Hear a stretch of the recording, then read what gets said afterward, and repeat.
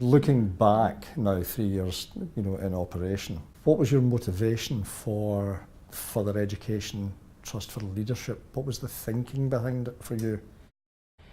Well, it was a rare opportunity. As you know, there had been since 2010 to 2012 the closure of all the other improvement bodies, and we had been the last one standing. And when the government wrote and said we will no longer fund you, they didn't say we're closing you down, because that would have been their responsibility. Sorry, this was ELSIS as it was then. Yes. And what happened then was we were saying actually we did all the legal requirements. It was a very interesting closure, but there was some money left and we had to look at our responsibilities to the endowment. So it was an opportunity that came from us being a 4-nation covering improvement body closing and our responsibility to the purposes of the endowment. So the idea, I was sent off by the board to say, well, what else could we do? And when I spoke to everybody that I could in the sector, membership bodies and so on, what they said is there's just no time to think. And that, I recognised that. So I thought about that and I went to the board and said, actually, we've never had an independent think tank, and we've never had a think tank, actually. So how about that? And I was sent off to do some thinking, to write about it. It was fine in principle and in thought, but what was the uptake from the sector from that? Did you find it was difficult? Did you find that people actually had the time to do it? That's interesting. People were a bit, trying to get a hold of the idea, because we weren't saying think about leadership. We were not saying that. We were saying, but how about thinking about how you lead thinking in the sector and the system, actually. So people were puzzled, curious, interested. There was a whole kind of route map through responses. And actually, we talked about knowledge and building knowledge. And so some of them thought it might be a very academic framework and not for them. But Fettel was very clear about it was going to be the thinking think tank. It wasn't going to be the doing think tank. Really just in giving the sector the space to think, to talk with one another, not with an immediate urgent changing agenda. I think people found it difficult to believe in the beginning, actually, what do you want? We say, well, actually, what would you like? But we got it in the end. The early days, it was very clear that the money would all be focused on fellowships and projects. Would you talk to me, please, about the scope of the fellowships and projects that we actually done and what resonates?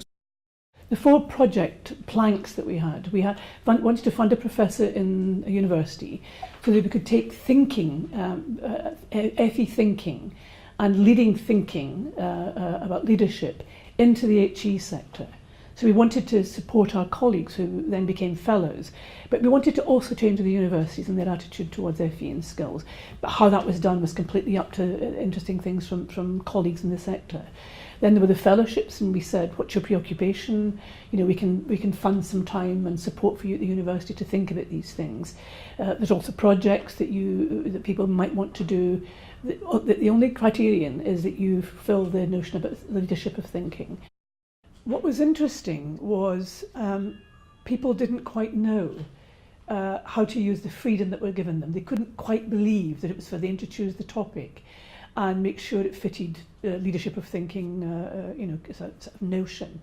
And they were nervous, sort of nervous about doing that. If you stood back and reflected on Fettel, what would be your proudest achievement, you would hope? There's something about the way people walk together and talk together now in the sector that they didn't do before.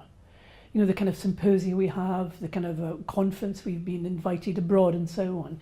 So there's folks saying, hey, there's something in about talking about how do you lead thinking, not doing or accounting or whatever, but actually how do you lead thinking? And that doesn't mean you tell people what to think. It means you say, come, think with us, think, talk to colleagues, do whatever it is you have to do.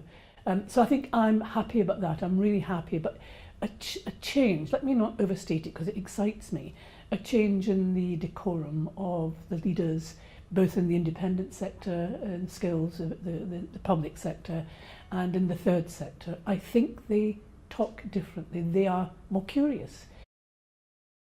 Obviously, the ultimate goal is to get through to the young learner coming through the door of the college or university or whatever. How do you feel you're making that impact?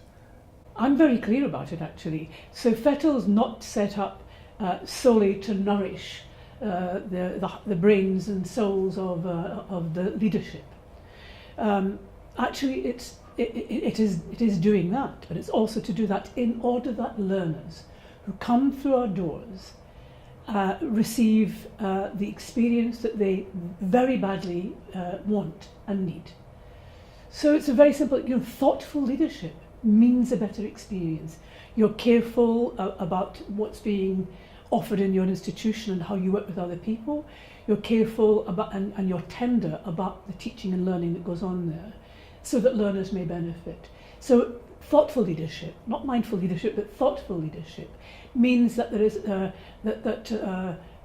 it's a human place to be. It's a human place that's future focused and actually honours the primary task, which is to help people be all that they can be.